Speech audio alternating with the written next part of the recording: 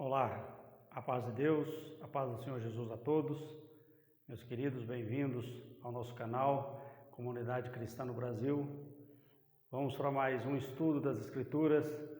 Hoje nós vamos ver, no último vídeo nós vimos, aliás, no penúltimo vídeo nós vimos quem eram os filhos do diabo, os filhos das trevas, e hoje nós vamos ver quem são os filhos de Deus ou os filhos da luz, como está escrito aqui no nosso quadro.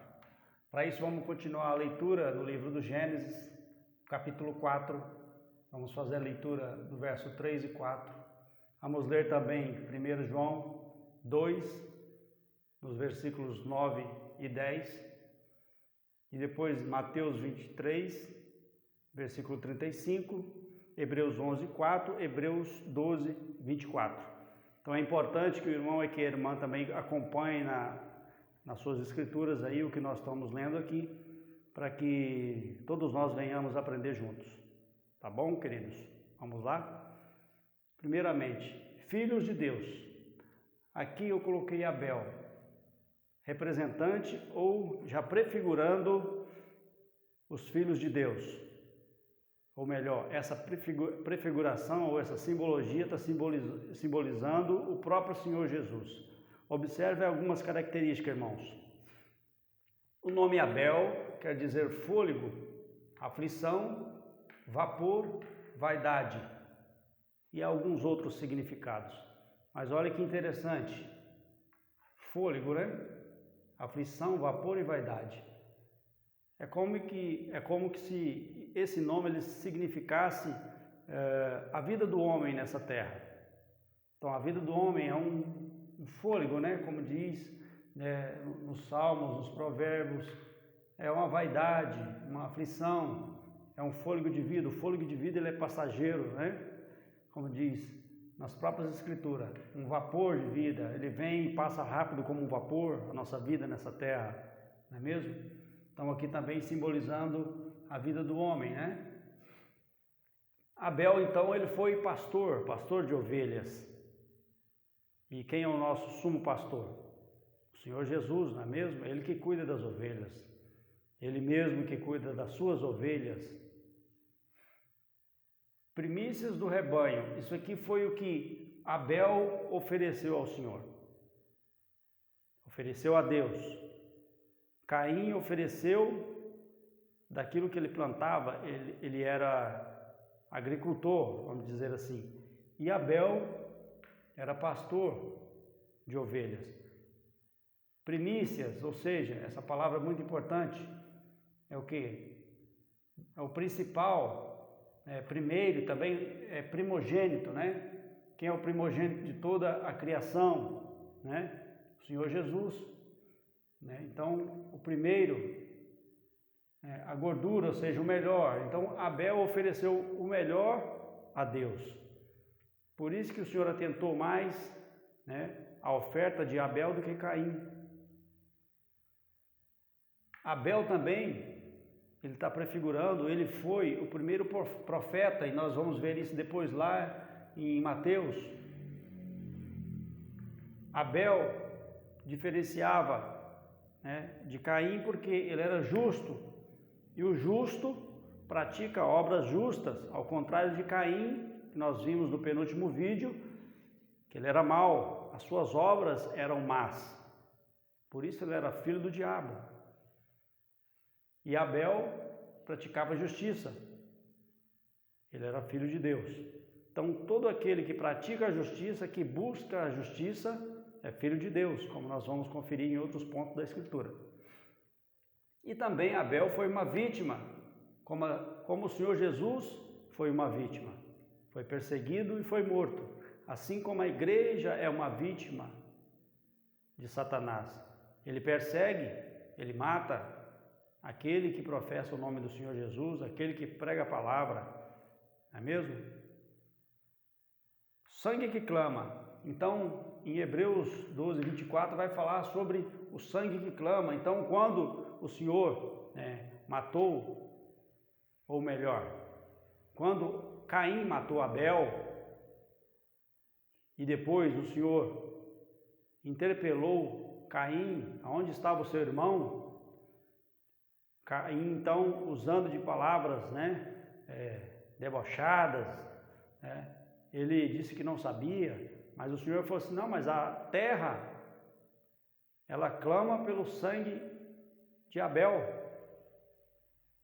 Entenderam, irmãos? E depois vamos ver também em Hebreus 24, em Apocalipse também, nós lemos, né, e vemos ali que o sangue do justo, ele clama ao Senhor, embaixo do altar de Deus, dizendo, até quando vamos esperar que tu vingues o sangue dos justos, não é mesmo? Então nós vamos ver isso aí, tudo isso aí. Então aqui a prefiguração, através de Abel já, do Salvador, do Cordeiro que tira o pecado do mundo, do Senhor Jesus, né? E todas essas características acompanham e seguem aquele e aquela que são filhos de Deus. Tá bom, irmãos? Quem ainda não viu a parte, quem são os filhos do diabo, veja lá no nosso penúltimo vídeo, que eu estou explicando lá também, tá bom? Vamos então, irmãos, fazer leitura aqui de Gênesis, no capítulo 4, versículos 3 e 4. Pode pegar a tua escritura e acompanhar conosco também.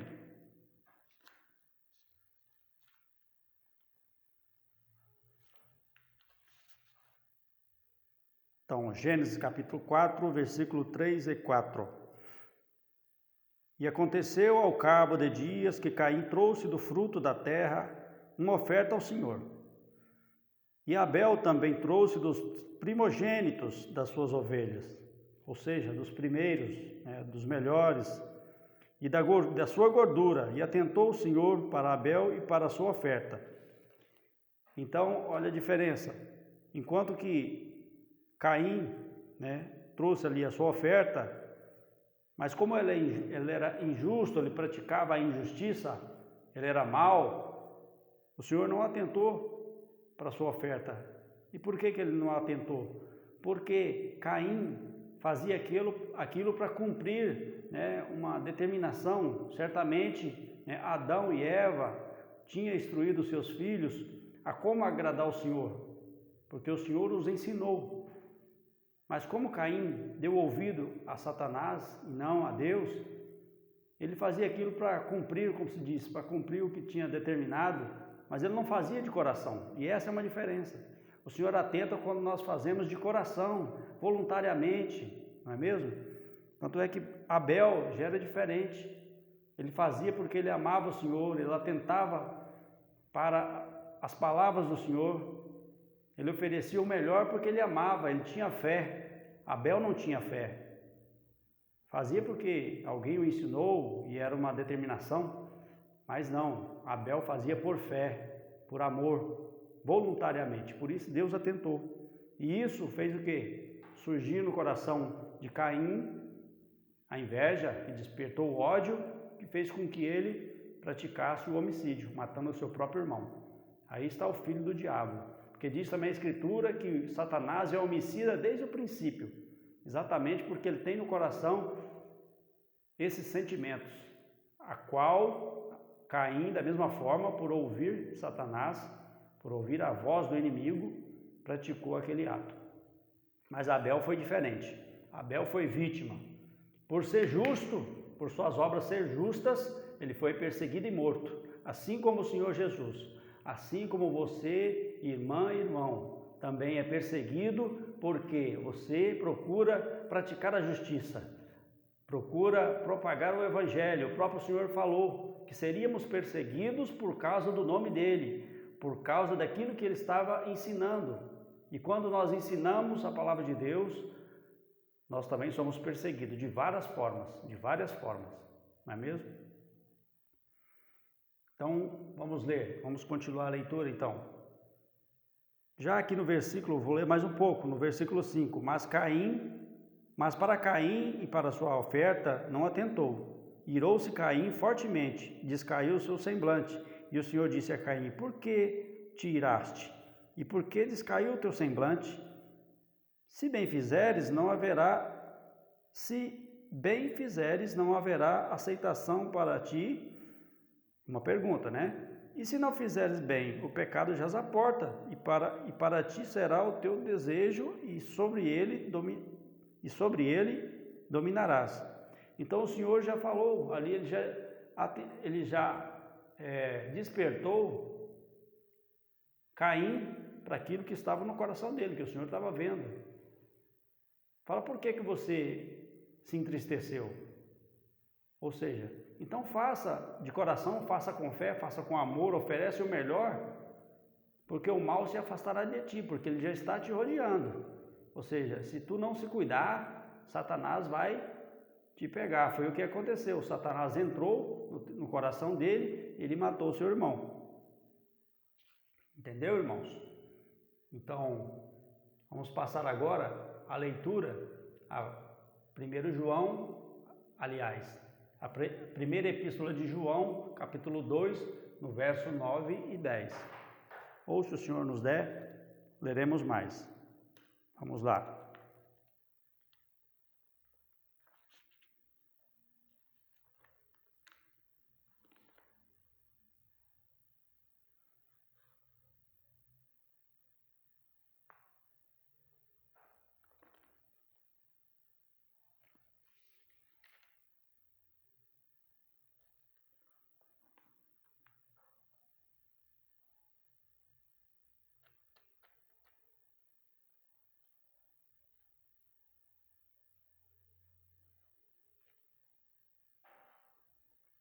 Aquele que diz que está na luz e aborrece o seu irmão, até agora está em trevas.